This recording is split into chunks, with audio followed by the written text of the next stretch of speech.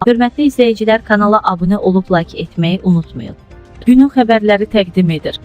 Qazaxıstanda 14 yaşlı şagird məktəbdə sinifdə dərs zamanı uşaq dünyaya gətirib. Medizin xəbər verir ki, Aktyubinski əyalətində baş verən hadisə dövlət qurumlarını da çıxılmaz vəziyyətə salıb. Çünki həkimlər 3 dəfə qızı müayinə etsələr də onda hamiləlik müəyyən edilməmişdi. Bütün hamiləliyi boyu dərslərə mütəmadi gəlməsə də doğuş prosesi qız məktəbdə olan zaman başlayıb. Ananın və uşağın vəziyyəti stabildir. Qazaxıstan Milli Məclisin deputatı Irina Smirnova bildirib ki, araşdırmalar və qızın ifadəsi şübhəlidir. Deputat məktəb rəhbərliyini və əyalət dövlət qurumlarını biganəlikdə ittiham edib. Artıq polisdə cinayət işi açılıb.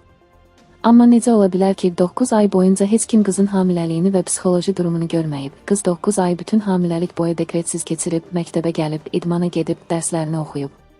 Bu onu göstərir ki, uşaqlar müdafiəsizdir. Cinayətkar, zorakı ən ciddi şəkildə cəzalanmalıdır.